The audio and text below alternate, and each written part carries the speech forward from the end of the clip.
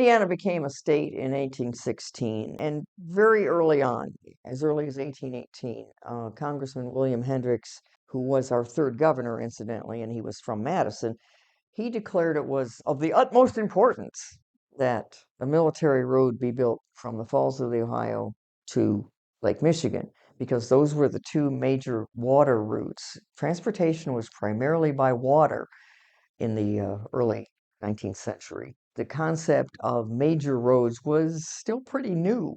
They thought we needed to connect the Ohio River, a huge water route, to the Great Lakes. There was not even a port on Lake Michigan. That was part of this whole concept. So there was a problem because some of that land still belonged to the Native Americans.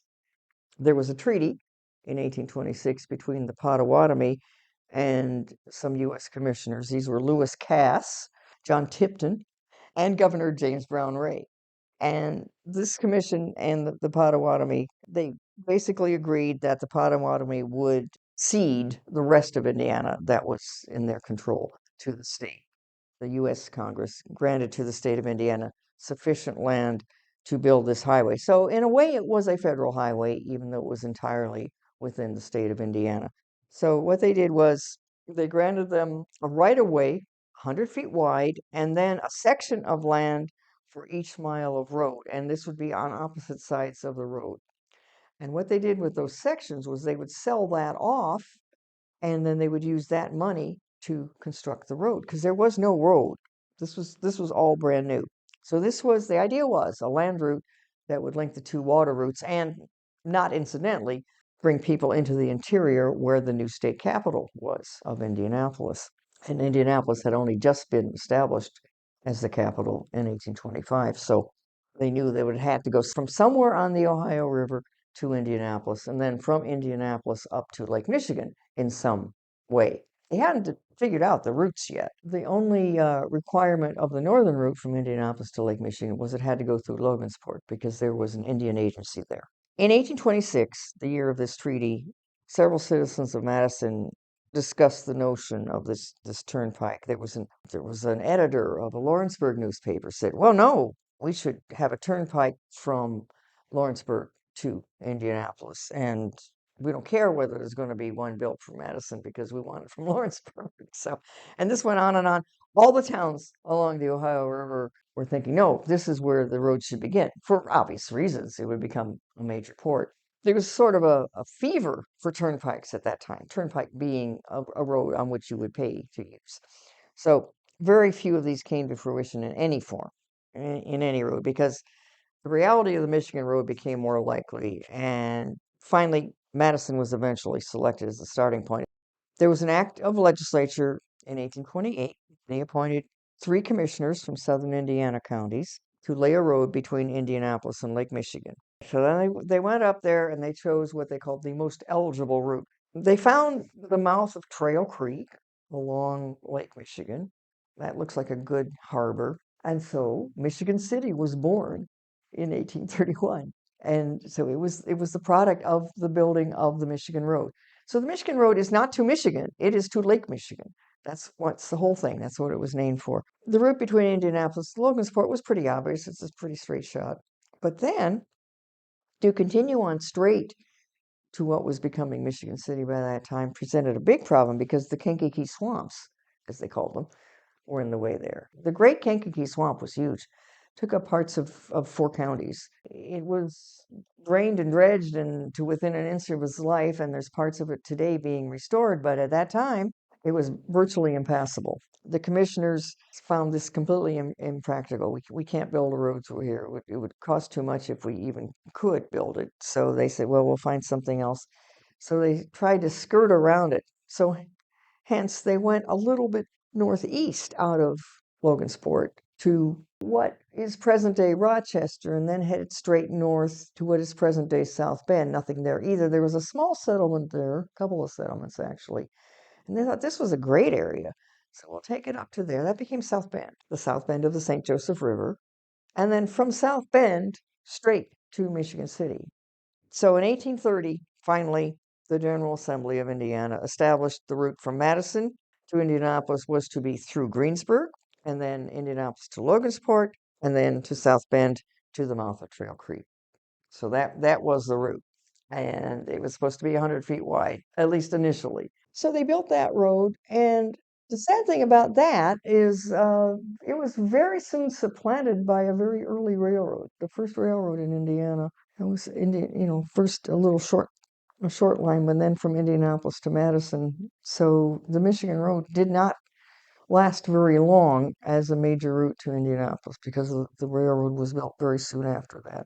But the rest of the route out of Indianapolis up to Logansport and on, really was the major way that most of the earliest pioneers, so-called pioneers that went and settled in northern and northwestern Indiana, that's how they got there, was the Michigan Road. They went up out of Indianapolis to Logansport and either continued on the Michigan Road or spread out from there. The contracts had been let in 1830. There was 163 miles between Madison and Logansport, and that was 100 feet of right-of-way cleared and a 30-foot passageway on either side, grubbed, graded. There were a lot of soggy places in Indiana, and so they placed logs across Corduroy Road, as it was often called, and the logs were then covered with sand, which soon sifted away, so you just had the bare logs, but the idea was the logs would sink into the swamp. There's an interesting place on the way to Logansport where it crosses Deer Creek, and there's an area there where there's a double row of sycamore trees.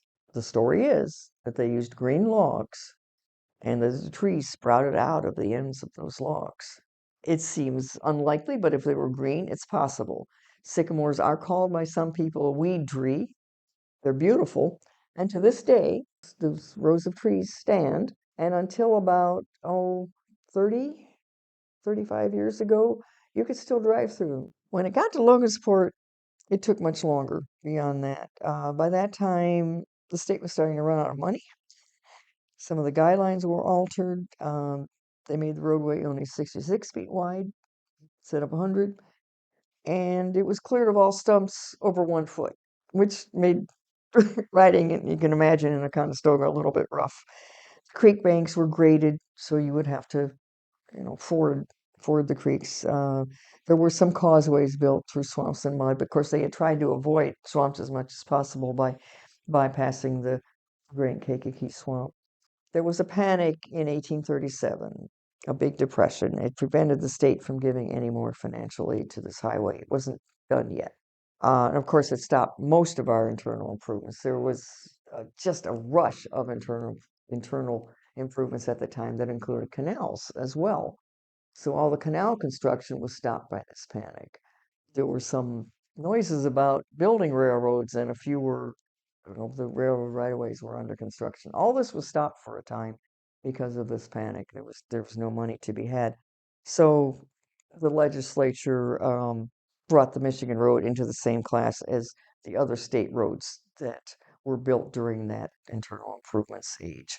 So it was no different, no better, no worse. The state roads had been designed to link county seats one to another, and so the Michigan Road just fell into that category, and it did in fact link a number of county seats. A good 4 months of the year, the Michigan Road was just mud. It was never paved, of course, at that time, and there wasn't much that could be called pavement at that time. It passed through 14 counties. It was used by inhabitants of at least 35 counties. If they wanted to make trips to the state capitol, they would make their way over to the Michigan Road. The most important section was probably between Indianapolis and Logansport, and that was used the most. And that goes across Hamilton, Boone, Clinton, and Carroll counties, and also continuing on through Cass, Fulton, Marshall, onto South Bend. The route between South Bend and Michigan City became very important as well because South Bend ultimately became a major industrial center, even in the later 19th century after the Civil War. So it was still used a great deal. The Michigan Road was still an important route because it was an existing route, and it began to be improved in the early 20th century as an auto route. From Indianapolis to South Bend, a large section of it, that became part of the Dixie Highway. Eventually, the route from Logansport south to Indianapolis became State Road 29, which in the 50s became a U.S. Highway 421. And that US 421 continued on from Indianapolis down to Madison. So all that was Michigan Road. So if you wanted to follow the Michigan Road today, mostly you can in the northern half of the state. If you were coming down from Michigan City, you would take old US 20 east to South Bend. It's a little tricky in Michigan City because there isn't really much left of anything that would resemble the Michigan Road. It ends at an electrical plant, but that is where the terminus of the road was in Michigan City. And then you turn down what used to be Old 31, the Dixie Highway. That part of the Michigan Road had become the Dixie Highway, and you follow Old 31, not the current 31, down through towns like Plymouth and Argus, Rochester, small towns all. At that point, you would follow State Road 25 down to Logansport, go on down Highway 29. Highway 29 merges into 421, a little south of Logansport, and a whole series of small towns that were developed along the Michigan Road. And then you come into Indianapolis on the old Michigan Road, and you'll come to, there's an old toll house on the northwest side of Indianapolis that dates back to just immediately post-Civil War and trying to improve the road. A bunch of farmers got together and gravelled the road in that section, and you had to pay a toll then to drive on it, on this improved section of the road. So this is one of the ways in the pre-automobile days that they began to improve the roads. Incidentally, that was done in a lot of places. They would gravel roads and create a toll road. And in the 1890s, the state legislature passed a law that said all these gravel roads would be free. And this was perhaps in response to a movement by bicycle riders, but it may have been also anticipating the automobiles. But by the 1890s, all these roads were free, and you'll see maps that show something through gravel road. They didn't have numbers yet necessarily. So then you go down through Indianapolis. There's a crossing of the Michigan Road and the National Road just a little east of downtown Indianapolis. There is a marker there, and you follow, gee whiz, Southeastern Avenue. Southeastern Avenue is in fact the Michigan Road. And you continue on, and that part of the road, unfortunately, has been stolen by I-74. So you can follow the right of way until suddenly you come to a dead end and you look across this interstate that suddenly is before you, and you can see it picking up on the other side. So they actually did use some of the road when they built I-74, or sometimes crossed it in various places. So they crisscrossed it.